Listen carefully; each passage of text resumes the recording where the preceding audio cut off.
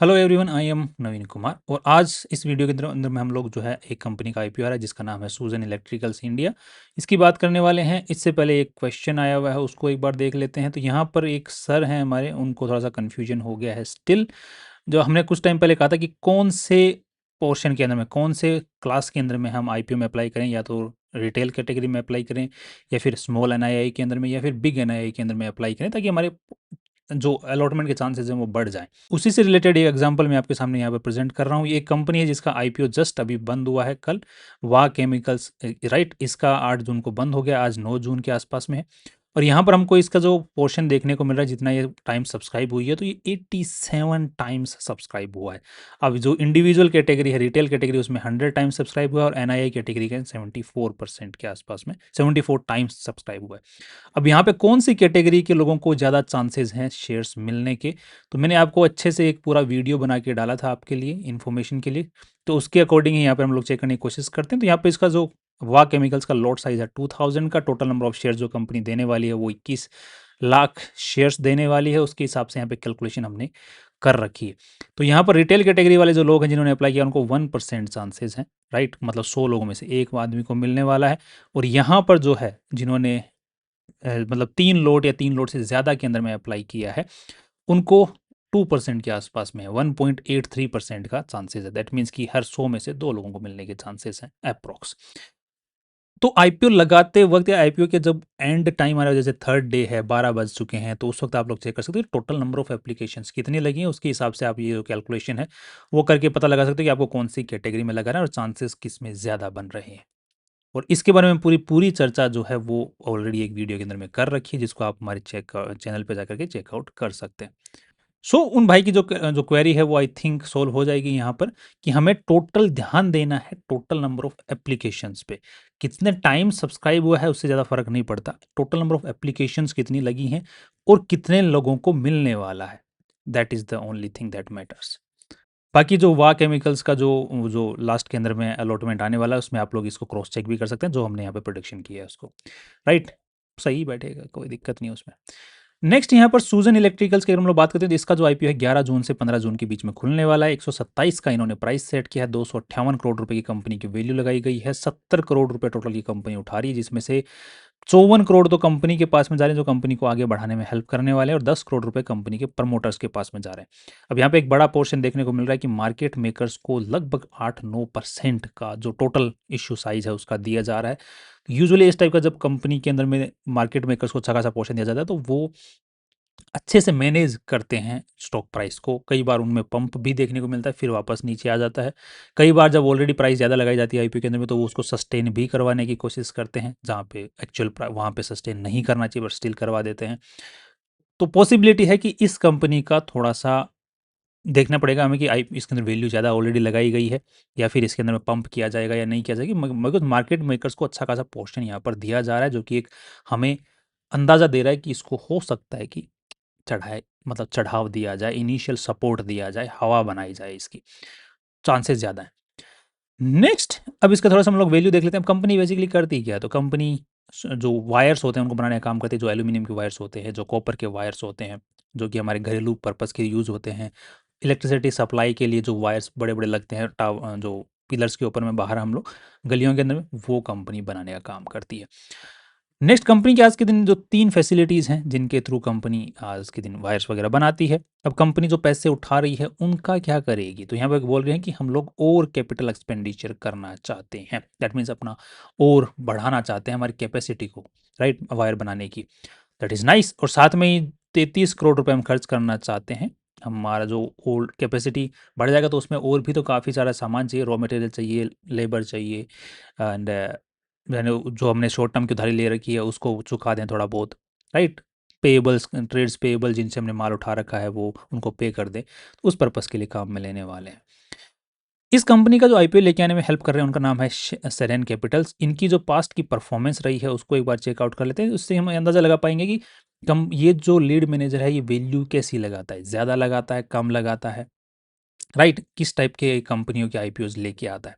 लेके आता तो वो ठीक है, बाद में हाइप बना रहा है, हाइप जो आईपीओ के अंदर हाइप बनाने में एक्सपर्ट है या नहीं। तो यहाँ पर देखने को मिल रहा है कि जो लिस्टिंग प्राइस रही है इस कंपनी द्वारा जो आईपीओ लेके आए हैं उनकी या तो एट पार रही है या फिर थोड़ी बहुत ऊपर रही है, बट उसके बाद में जिस प्राइस के ऊपर में लिस्टिंग हुई है वहाँ पे सस्टेन नहीं कर पा रहा है स्टॉक। दैट मीन्स की वैल्यू पहले तो अच्छी लगा रहा है, बाद में लिस्टिंग भी या तो एट पार वहीं पे करवा दे रहा है या फिर उसके ऊपर लेके जा पा रहा है, बट बाद में नीचे आ जा रहा है।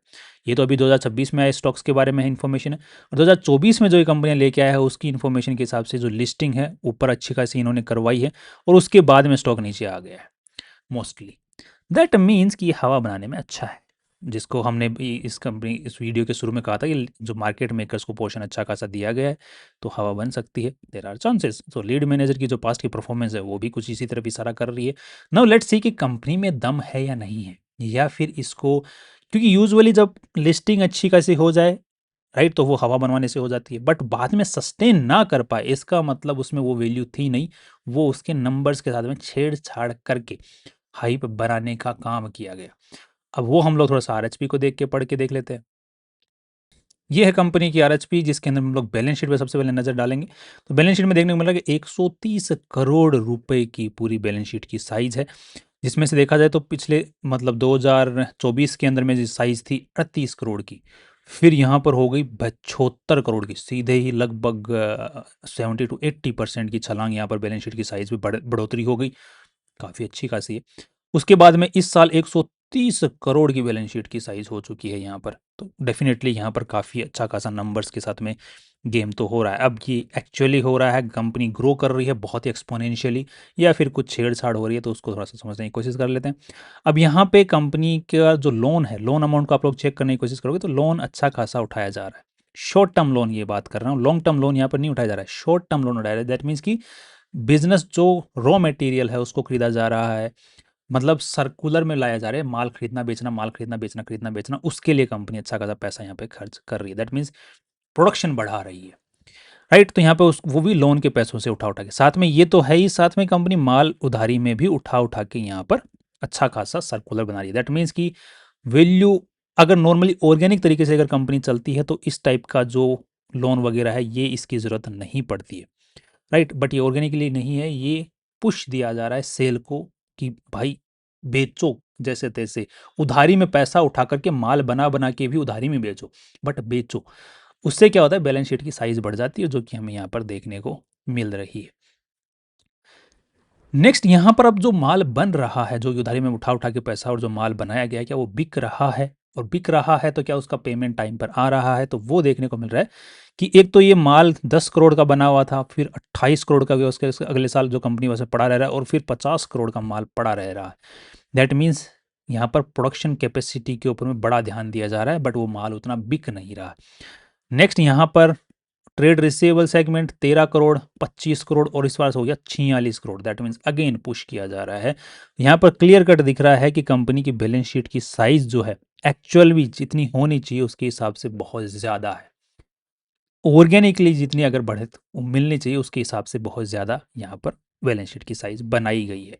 अब अगर इसमें से हम लोग उधारी पूरी निकाल दें, अगर मान के चलो कि ये माल सारा बिक जाए, ट्रेड रिसीवेबल सारा पेमेंट आ जाए, तो उसके बाद में बैलेंस शीट की एक्चुअल साइज़ कितनी बचेगी?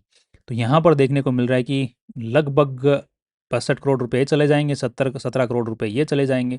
तो लगभग यहाँ पर 40 से 50 करोड़ रुपए की बैलेंस शीट की साइज़ बचेगी, जो कि यहाँ पर पिछले कुछ सालों सालों के मुकाबले अगर देखा जाए तो नॉर्मल ऑर्गेनिकली अगर कंपनी ग्रो करती तो उतनी होती 40-50 करोड़ रुपए की, बट ये बनाई गई है।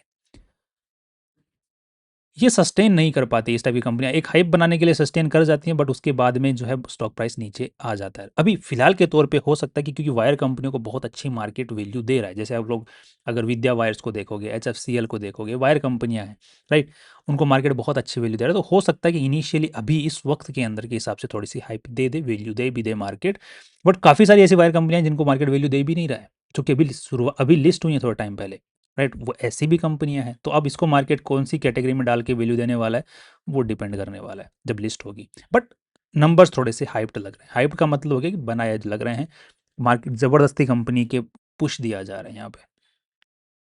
नेक्स्ट यहाँ पे अगर हम लोग रेवेन्यूज़ की बात करते हैं तो 103 करोड़ का रेवेन्यू, फिर 135 करोड़ का रेवेन्यू और यहाँ पे 270 करोड़ का रेवेन्यू जनरेट किया है कंपनी ने। मोस्टली हमने उधारी वाला डेटा देखा तो मोस्टली कंपनी ने उधारी में माल काफ़ी अच्छा खासा रखवाया है। हर साल जो है पुराना माल बिकने है, उसके अलावा और माल उधारी में रख रही है।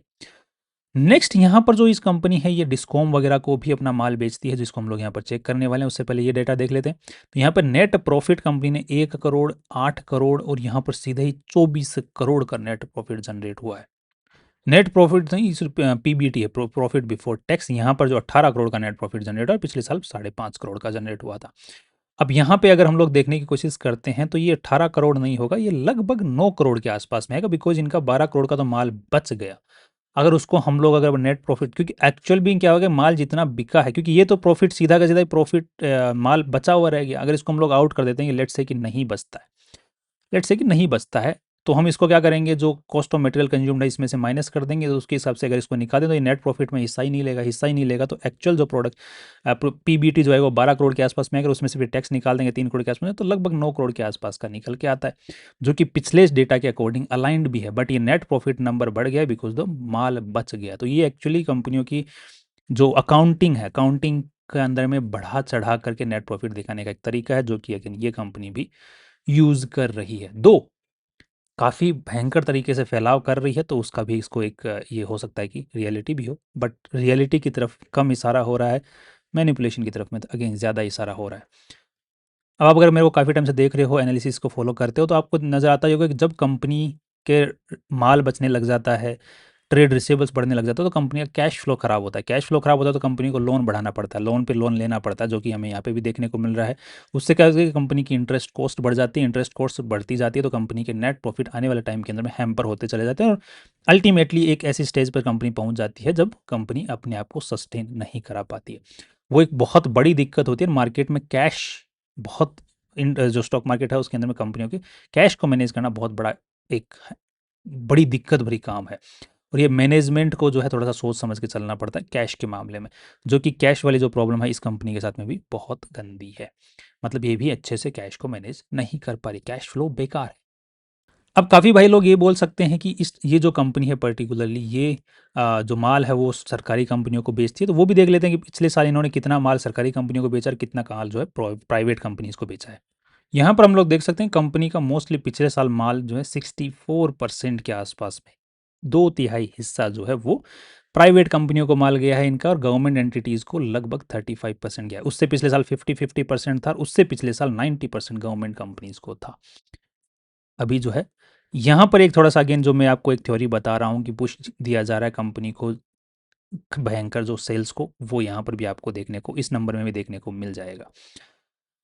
अब कंपनी की जो प्रोडक्शन कैपेसिटी है वो किस तरीके से काम कर रही है, तो उसको भी एक बार थोड़ा सा देख लेते हैं। उससे पहले आप कंपनी की जो फैक्ट्री की फ़ोटोज़ वगैरह हैं उनको भी यहाँ पर आप लोग चेकआउट कर सकते हैं। कंपनी ग्राउंड पर काम कर रही है, सब कुछ सही चल रहा है, everything is okay, is just that कि थोड़ा सा कंपनी को अच्छी वैल्यू आईपीओ के अंदर में दिलाने के लिए थोड़ा सा बिजनेस को बढ़ा चढ़ा करके दिखाया गया। ये बस इतना सा थोड़ा सा डाउट है। दैट मीन्स कि इतनी वैल्यू कंपनी की नहीं होनी चाहिए जो आईपीओ के अंदर में लेके आ रही है। इसके मुकाबले लगभग यहाँ से 60-70% नीचे इस कंपनी की वैल्यू होनी चाहिए। That's all my complete view on this till now, right. Next, अब यहाँ पे आप लोग प्रोडक्शन कैपेसिटी पे ध्यान दे सकते हैं। प्रोडक्शन कैपेसिटी यहाँ पर 2023-24 में 84% थी, फिर 57% के आसपास में नॉर्मल चल रही है। यहाँ पर 94%, 84%, 93%। ये भी नॉर्मली कंपनी की जो प्रोडक्शन कैपेसिटी बढ़ती जा रही है उसके हिसाब से प्रोडक्शन भी बढ़ता जा रहा है, जो कि हम लोग देख भी रहे हैं। एंड अब कंपनी ने 60 नया यहाँ पर अगेन प्लांट 3 लगा रही है, जिसके अंदर में अगेन प्रोडक्शन कैपेसिटी 64% के आसपास में पहुँच गई है, राइट। तो प्रोडक्शन कैपेसिटी भी कंपनी बढ़ाती जा रही है, बट वो माल बच रहा है, रुक रहा है, and everything is going on, पड़ा रह जा रहा है।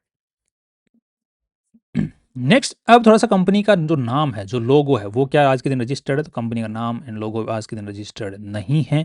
कंपनी जो मैन्युफैक्चरिंग फैसिलिटी जो यूज़ करती है, राइट, यूनिट है यूज़ करती है, वो आज के दिन लीज पर है, रेंट के ऊपर में है, कंपनी ओन नहीं करती है। बट जो लीज़ है वो काफ़ी लॉन्ग टाइम के लिए 30 साल, 35 साल, 40 साल उस टाइप से है। दैट वो अच्छी बात है कि लॉन्ग टर्म के लीज़ के ऊपर में, बिकॉज अल्टीमेटली यूपीसीआईडीसी के अंडर में है लेसर, ये गवर्नमेंट एंटिटी है। अब यहाँ पे थोड़ा-सा हम कंपेयर करके देख लेते हैं इन कंपनियों को, बिकॉज़ अल्टीमेटली हमें ये पता चलता है कि दूसरी कंपनियों में भी अगर यही चल रहा है और उनको फिर भी स्टॉक मार्केट ने वैल्यू दे रखी है, इसका मतलब इस कंपनी को भी दे सकता है, लिस्टिंग के टाइम पे एट लीस्ट। उसके बाद में अगर अल्टीमेटली स्टॉक मार्केट जब गिरता है, इस कंपनियों को वापस डीवैल्यू करना चालू करता है, तब ये कंपनी को भी डीवैल्यू करेगा, बट अल्टीमेटली हमें लिस्टिंग गेन का बेनिफिट मिल जाएगा कि नहीं। तो यहाँ पे देखने को मिल रहा है 3 कंपनियाँ इन्होंने अपने जो है उसके अंदर पीयर ग्रुप में बताई हैं, right? We-mark India, second one is this one prime cable industries, third one is this one divine power. अब इनके अंदर में आप लोग चेक करोगे तीनों के अंदर में, तो इनका स्टॉक प्राइस अभी रिसेंटली बहुत भागा। जैसे मैंने इनिशियली ऑफ दिस वीडियो बताया था कि इस टाइप की जो कंपनियाँ बहुत भागी हैं अभी रिसेंट के अंदर में वायर से रिलेटेड, बिकॉज़ अल्टीमेटली कॉपर का, एल्यूमीनियम का भाव बढ़ा है। तो अल्टीमेटली जब उनका भाव बढ़ेगा, तो अल्टीमेटली जब वायर्स के भाव बढ़ेंगे, तो अल्टीमेटली इनका नेट प्रॉफिट बढ़ेगा। तो जिसकी वजह से ये सारी कंपनियाँ भाग रही हैं। बट अब थोड़े 3-4 दिनों से देखने को मिल रहा है कि ये स्टॉक प्राइस इनका वापस से करेक्ट होना चालू हुआ है। तो अब ये करेक्शन का अगर फेज़ में चालू हो गई, तो फिर हो सकता है कि शॉर्ट टर्म में आपको इन कंपनियों के शेयर्स वापस नीचे देखने को मिले। अब यहाँ पे हमें देखना है कि इनका पी रेशियो क्या चल रहा है। तो इसका देखने को मिल रहा है 30, P ratio is 34 divine we-mark का। प्राइम केबल का देखने को मिल रहा है 15 के आसपास का, और इसका देखने को मिल रहा है 60 के आसपास का। राइट। अब इनके अंदर मैं आपको जो मेन ऑब्जेक्टिव है वो दिखा देता हूँ। वी मार्क के अंदर हम लोग चेक करने की कोशिश करते हैं, तो इनका भी जो इन्वेंट्री है वो पिछले सालों के मुकाबले बढ़ी है, और ट्रेड रिसीवेबल्स बढ़ा है, और कैश फ्लो की हालत थोड़ी सी यहाँ पर अगर आप लोग ध्यान से देखोगे, तो कैश फ्लो की हालत कहीं ना कहीं खराब हुई है। राइट, पेबल्स की वजह से इसका कैश फ्लो पॉजिटिव है, अदरवाइज इसकी भी कैश फ्लो की हालत खराब है। अगर इसके साथ में हम लोग प्राइम केबल्स के बारे चेक करने की कोशिश करोगे, तो इसकी भी कैश फ्लो की हालत खराब है, इसकी तो सीधे सामने ही खराब पड़ी हुई है। राइट। एंड सेम वही इश्यू, इनका भी जो इन्वेंट्री है वो बढ़ा हुआ है, जिसको हम लोग देख सकते हैं पिछले साल के मुकाबले ट्रेड रिसीवेबल्स भी बढ़ा है, स्टिल मार्केट ने वैल्यू दे रखी है। इसको भी हम लोग चेक करने की कोशिश करते हैं, बैलेंस शीट एंड जो कैश फ्लो है, कैश फ्लो के अंदर में इसका भी हालत ख़राब है, स्टिल मार्केट ने वैल्यू दे रखी है। तो अल्टीमेटली जो आईपीओ लेके आ रही है, इस कंपनी को भी क्या हालत, जो सेम सी ही इनकी हालत है आईपीओ लेके आने वाले के मुकाबले, तो स्टिल मार्केट ने वैल्यू दे, तो आईपीओ वाली कंपनी को भी दे सकती है। अब थोड़ा सा हम पी और पीबी रेशियो कंपैरिजन भी करके देख लेते हैं। तो यहाँ पर हमने बेसिकली देख रहे हैं, तो जो इसका पी रेशियो सबसे लोवेस्ट है, that is this one, and prime cables industries. यहाँ पर हमें देखने को मिल रहा है कि इसका आईपीओ लेके आ रही है, इसका पी रेशियो क्या है यहाँ पर। तो let's see this value, net profit is 18 crore right now. और हम लोग मार्जिन ऑफ सेफ्टी हमने अगर उसको हटा भी देते हैं, जो कि हम माल पीछे बच रहा है जिसको नेट प्रॉफिट में कन्वर्ट किया है, तो स्टिल कंपनी 10 करोड़ के आसपास में नजर आ रही है, हम लोग मोटा मोटा मान के चल लेते हैं। तो उसके हिसाब से देखा जाए, तो कंपनी का जो पी रेशियो 25 का आता है, और जो कंपनी ने जारी किया है नेट प्रॉफिट, अगर उसको हम लोग कंसीडर कर लेते हैं, तो वो लगभग 20 के आसपास में, 18-20 राउंड ऑफ करके मैं 20 मान के चल रहा हूँ। तो उसके हिसाब से लगभग यहाँ पर पी रेशियो जो है वो 12 का निकल के आता है, जो कि सारी कंपनियों के मुकाबले ही अच्छा है। सो मार्जिन ऑफ सेफ्टी के हिसाब से भी वैल्यू ठीक है कुछ काफ़ी सारी कंपनियों के मुकाबले, और मार्जिन ऑफ सेफ्टी को नहीं भी यूज़ करते हैं तो भी कंपनी की वैल्यू अच्छी है, जो कि प्राइम केबल्स के मुकाबले आसपास वैल्यू लगाई गई है। पीबी रेशियो वाइज अगर देखी जाए नेटवर्थ के हिसाब से, तो यहाँ पर देखने को मिल रहा है कंपनी के अंदर पहले से नेटवर्थ पड़ी हुई है, that is net worth is over here 40 crore के आसपास में, और यहाँ पर 50 करोड़, तो लगभग 90 करोड़ मान लो, खर्चा वर्चा निकालने के बाद 9 98 27, तो लगभग 2.8 के आसपास का पीबी रेशियो निकल के आता है, जिसको कंपेयर करते हैं। तो यहाँ पर इसका है 11 का, इसका है 3 का, और इसका है 10 का। दैट मीन्स नेटवर्थ वाइज भी जो पीबी रेशियो है वो भी अच्छा लगाया है। सो इनिशियली जो हवा, एक तो मार्केट मेकर्स को अच्छा पोर्शन, फिर हवा अच्छी खासी, वायर कंपनियों को मार्केट अच्छी वैल्यू अभी दे ही रहा है, तो लिस्टिंग गेल मिलने के अच्छे चांसेस यहाँ पर बन रहे हैं इस कंपनी को, कंपेरेटिवली भी अगर हम लोग चेक करने की कोशिश करते हैं तो। राइट। बट लॉन्ग टर्म का एंड शॉर्ट टर्म का इस कंपनी के ऊपर में व्यू कैसा है, तो वो मेरा अभी अच्छा है नहीं, बिकॉज जो नंबर्स हमने देखे हैं, जिस तरीके से पुश मिला है कंपनी को फिलहाल के रिसेंट के अंदर में ही, तो उन डेटा को देखते हुए I would stay away for in the short run and long term. And बाकी जो आईपीओ स्ट्रैटेजी है उसको स्ट्रिक्टली इस कंपनी के अंदर में फॉलो करके चल सकते हैं, आईपीओ स्ट्रैटेजी को, जो कि आपको डिस्क्रिप्शन में उसका लिंक मिल जाएगा। एंड लिस्टिंग गेन की उम्मीदें यहाँ पर बन रही हैं। अब थोड़ा सा हम देख लेते हैं हवा किस तरफ बनाई जा रही है इस कंपनी की। तो जीएमपी के ऊपर क्लिक करके देखते हैं, तो हवा इज़ अच्छी बनाई जा रही है। 20% तो अभी हवा बन गई है 2 दिन के अंदर में ही, तो आई थिंक ये 30% 40% तक हवा बन सकती है, बनाई जा सकती है इसकी।